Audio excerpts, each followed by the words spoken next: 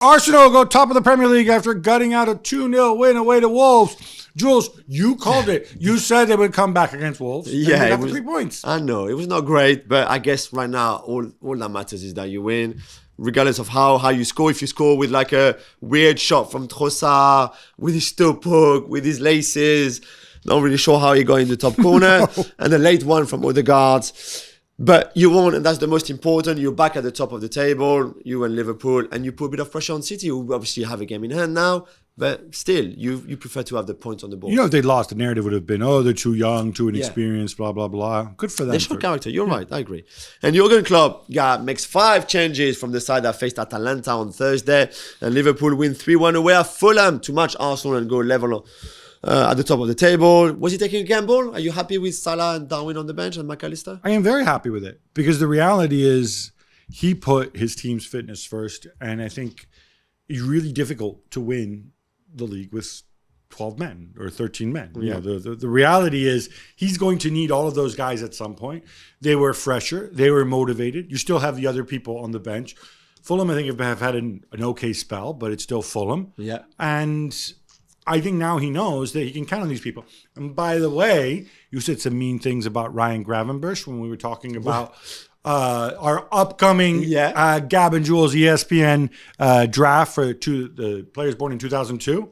And I'm glad he scored that final goal. I thought of you when I saw him score. Thank you. Aston Villa come from behind to beat Bournemouth 3-1. Jules, Ollie Watkins does not score, but he's once again devastating. Yeah, and I was at Premier League on Friday night to do one of their shows, and we talked about Watkins, and rightly so, how amazing he'd been scoring goals. And I said, but I think what people really forget or don't talk enough about is the assist, because he's the only player in the Premier League this season with at least double digit for goals and assists. Nobody else has.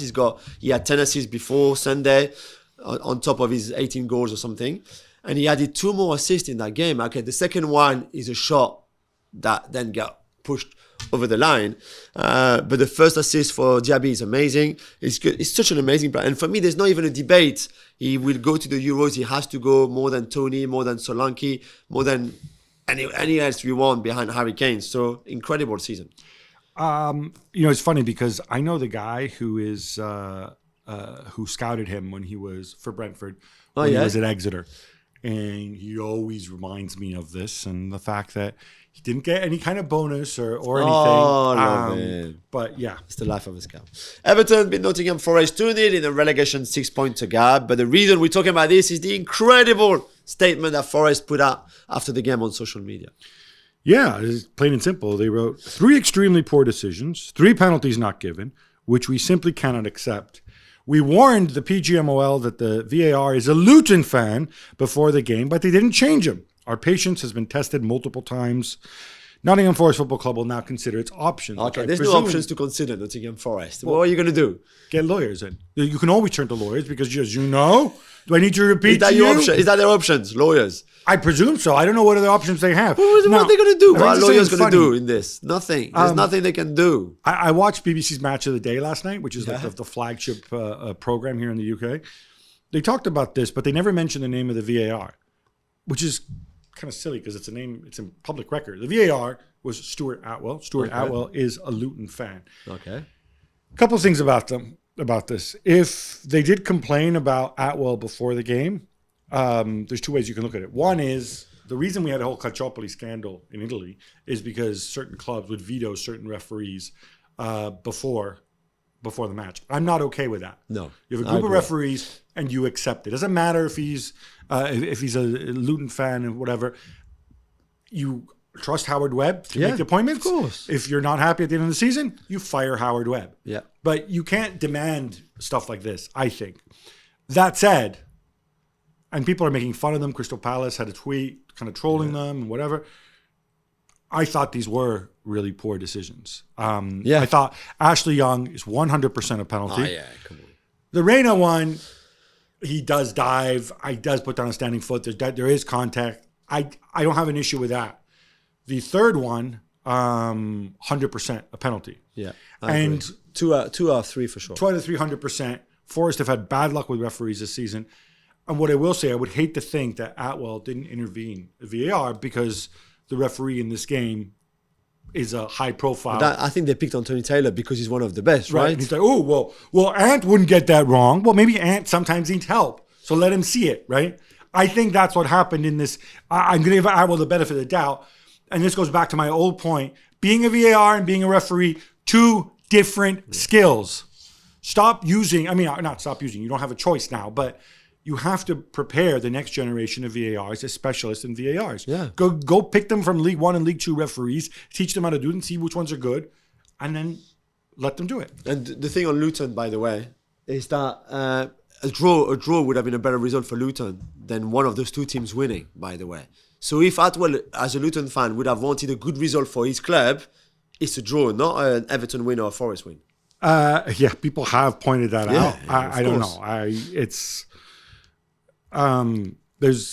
By the way, Ashley Young. Yeah, as well. He could not help himself. Well, what did he do? A bit of trolling, you know. It's on Spotify's Song of the Day, Crimea River. It's exactly. Like, Ashley, Crimea River, you should know better. Forest. West Ham go 4-0 down away to Crystal Palace inside a half an hour and end up losing 5-2. Wow. David Moyes did not make too many excuses despite the fact that his team played on Thursday. In fact, he was extremely apologetic afterwards. Are you still going to be mean, Jules?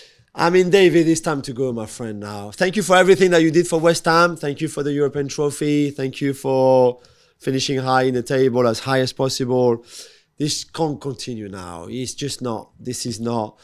I don't think he's adapted for this team, for some of those players. I don't think he's good for the Premier League anymore. I think he's done his time. This is, I've said it before, I'm going to say it again, prehistorical football. It's ancient times football. I've got no time for him, no time for his style of football. I don't think that West Ham have time. The fans have time for him either anymore. I don't think he's a Premier League manager, full stop, anymore either. And this was such a perfect example of one guy at Glasner at Palace, who is not perfect by far, and is not a Pep Guardiola 2.0. And who took over mid-season. From, not just that, but from Roy Hodgson. Yeah, from Hodgson, you're right.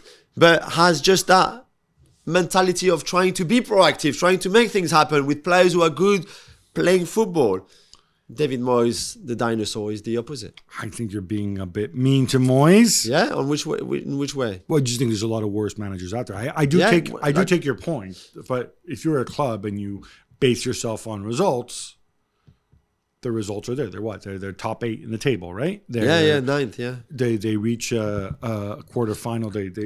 They lose to a team that, by the way, in that first half against Bayer Leverkusen, they could have scored more, and they could have. So all these things together, I think he gets the results. Now, is it in line with his resources? Can they do better if they want to be ambitious? Could they move up the ranks? With Moyes, probably not. He's probably at the ceiling. Just be careful what you wish for. I think you can finish 8th playing much better football than what they do. Yeah, with a different manager. Yeah. But you can also finish 15th. That's the thing. You can finish 15th with Moyes. That happened before with Moyes at West Ham. So